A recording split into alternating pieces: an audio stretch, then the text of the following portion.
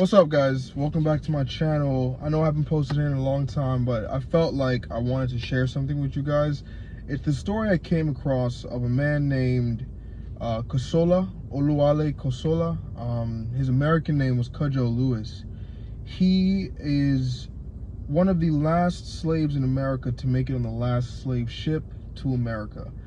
Now, this story is interesting to me because most times when we learn about American history and the transatlantic slave trade in American schools, it's mostly told from the perspective of descendants of slavery, so people who were enslaved for generations, or more specifically, the capturers and the people who went and brought these people. There's a lot of, ideas around Africa being a mystical place, and there's a lot of hope in that, black resistance, when we think about like the civil rights movement and how people will think about returning to Africa and Africa being this grand place and everyone being kind of a king or a queen and things being equal out there. But this story kind of sheds light on the realities of not only what it was like in Africa at the time, but also what the slave trade was like, firsthand experience from somebody who made it across, and the actual process of becoming a slave. So essentially, Zora Neale Hurston, as many of you might know, she's famous for a book called Their Eyes Were Watching God. She was doing a lot of her good work in the early 1900s. She heard about this slave ship, and she heard about this man who had made it from Africa to the United States. She went down to interview him. Again, his name was Cudjo, but real name is Kosola. And he is able, at his, I think he was in his 60s when he was telling her these stories, he was able to really get into his life before slavery, what it was like living in his tribe, his grandfather, his father, his name, the breakdown of society, culture, language, food, what it was like growing up in Africa. Then being raided by another tribe, which killed a lot of his family members and people in his group and subjected him to slavery. The process of what it was like to then become a slave, where people came and bought him. And I could tell you more about the Clotilda and, the kind of messed up history around that, but that's not what this story is about. Him being sold into slavery, those two men, I think it was Captain Bill Foster and another guy, last name is Mayer, who brought him from Africa to the US. She talks to him, and I guess the story is not more than maybe like 50, 60 pages in a PDF or a book.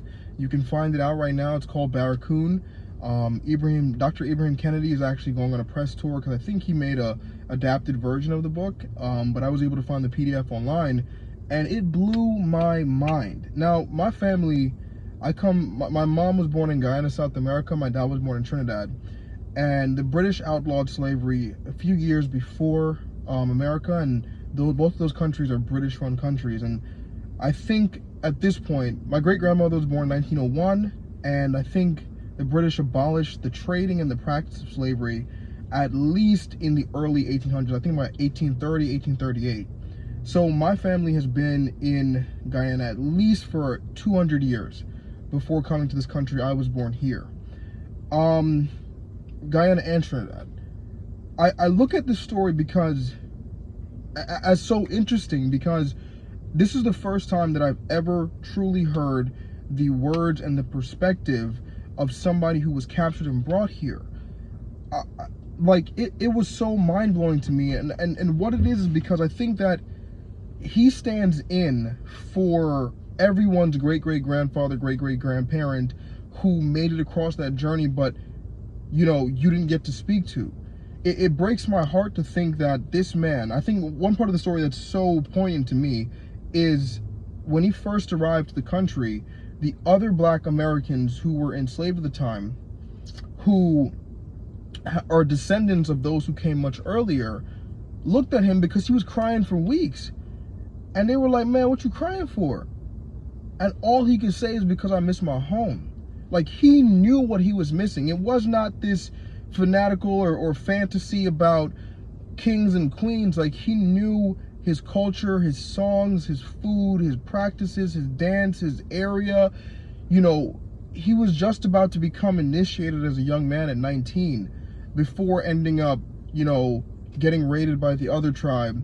That tribe is called the Dahomey tribe, and I'm not sure if I'm pronouncing that properly. It's Dahomey or something of the sort. They actually made a movie this year or last year called The Woman King, featuring Viola Davis, and it's about that tribe where they had like warring women who would actually go out and fight alongside the men, or were primarily the military force behind that group. They were slave traders and capturers, right? So you think about all of that in the context of like where we came from. How did black peoples make it to this country, right?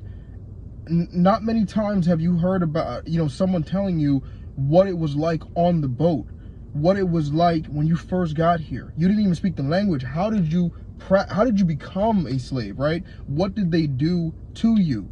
This man cried because they said they didn't even give him a bed. Like he had beds. They said they made him sleep under the house when they got here.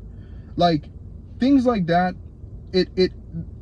Another part of the story is when he was in the jails in Africa before he got on their boat, they took his clothes away. I'm talking about the white captors took his clothes away. And he said, yo, when we came here, they looked at us as naked savages, not knowing that we had our own clothing and everything that the white people took away from us. There are so many negative stereotypes around black people, black Americans, black Westerners in general, that are literally designed and embedded by the sheer practice of slavery and what it took for these people to dehumanize us first and then to make us into what they wanted us to be. And we have a lot of, you know, there can be infighting sometimes between like the Africans versus the Caribbean versus the black Americans. But when you really look at it, like, this system that we live in is so manipulative and designed in a way to actually subjugate and mentally, you know, destroy what we are and what we've become. You know, when you look at parts of his life, for example, Zora Neale Hurston in the book, this book was supposed to be released in 1930, in the 1930s. This book didn't come out till 2018, bro. Like 2018 is when this book was released. And I think one of the major hangups was because when she was trying to publish it early in the 30s, they wanted her to like not write in stylistic spelling or write in Creole or broken English, because that is how she wrote it. When she went to see this man, she was translating his words, writing it on paper in the way that she heard it. So he would talk like somebody who just learned and practiced English. Mind you, he was only a slave for 9 years before, I think it was 6 or 9 years before slavery ended. So he went from Yoruba to slave to free man in the matter of his life, right? How many times do we hear stories like that? You don't. I don't know any story of an enslaved person who can tell write their words about what happened. And he only was a slave for 9 years, so you can only imagine what the other people who lived and died in this went through, right? So I encourage all of my historians, young black intellectuals, people who are excited about black history, black culture, who want to learn more about slavery, to really look at the history and the legacy of Mr. Oluwale Kosola, or Cudjo Lewis, because this story can really reframe the perspective that we have, and I'm talking to black people directly right now, that we have about ourselves and where we come from. Even myself, as somebody who's a first generation American and who comes here from family members who were born in South America and Trinidad, I look at, I'm sorry, a truck is passing. I look at, like, I think about the first people who made it over, right? Those who made it through the transatlantic. Knowing that they had a language, I had a culture. Now, some parts definitely did pass down. Like, there are things that my family does, that we do, that are directly related to African culture and African history that probably exist on the continent today. But languages that you have lost, practices, initiation routines, religion, so much was wiped away.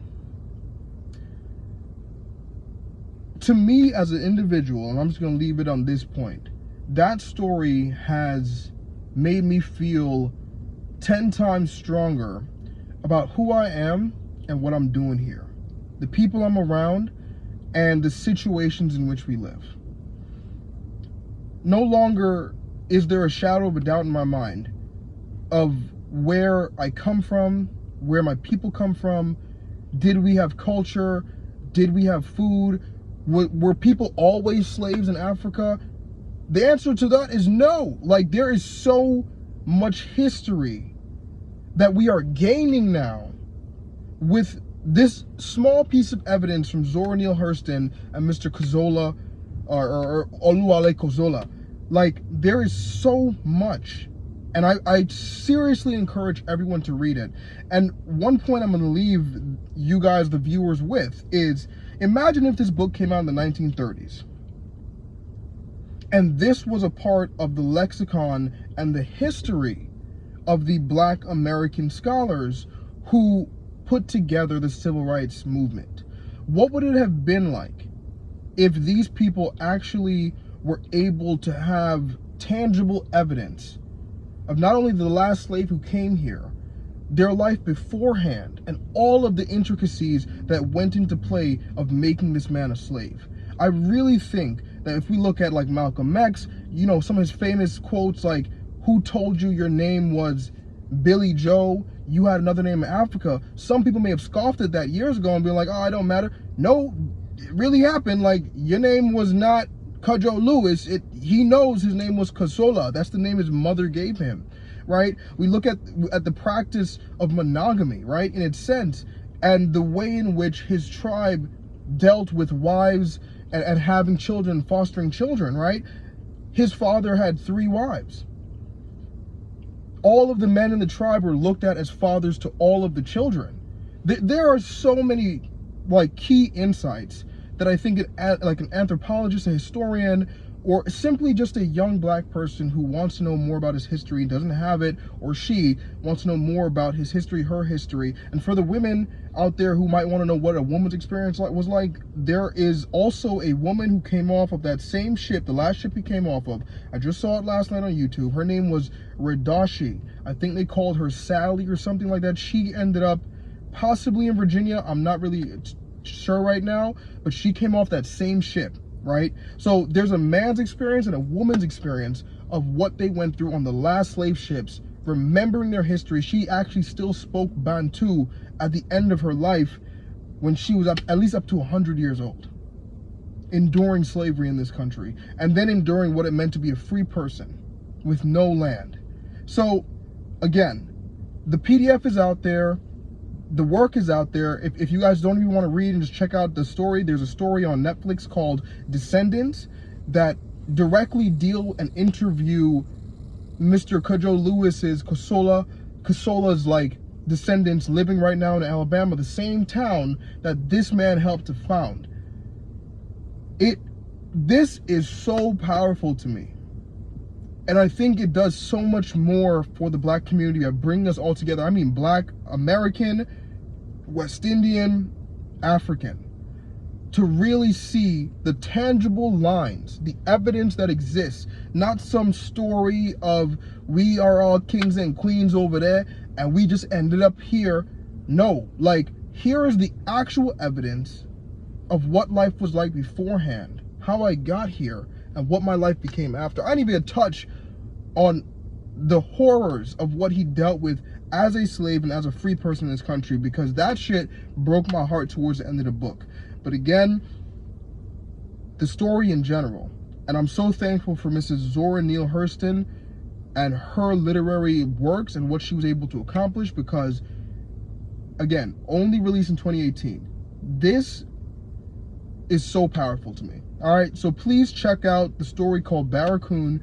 It's on PDF. You could probably buy the book somewhere if you guys want to support whoever, you know, is receiving the funds from Zora Neale Hurston's estate. Check it out, please. Like, this blew my mind last night. I read the entire book in one setting, because never have I ever read the works of somebody who's made it through slavery and was alive to tell you the story And this is not family history. This is not my grandma said this happened. This is not great-great-grandma was telling us about her grandparents who made it. This is a man who had a land, a culture, and a family, made it across that ship, endured slavery, and then became a free man in this country. Yo, rest in peace to Oluwale Kosola, and I pray this brings enlightening awareness, love, comfort, and a bit of home to the young black people, elderly black people in this country and in the Western Hemisphere to know you are not cultureless, you are not alone, you are not without a home. You are someone who has made it and whose family has made it, and you have a purpose to go. You have a purpose to live.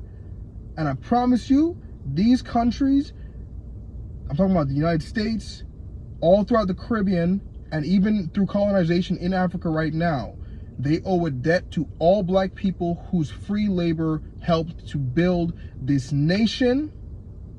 They owe a debt to all of the black people who they have literally wiped their culture away and then turned around and told them they were nothing.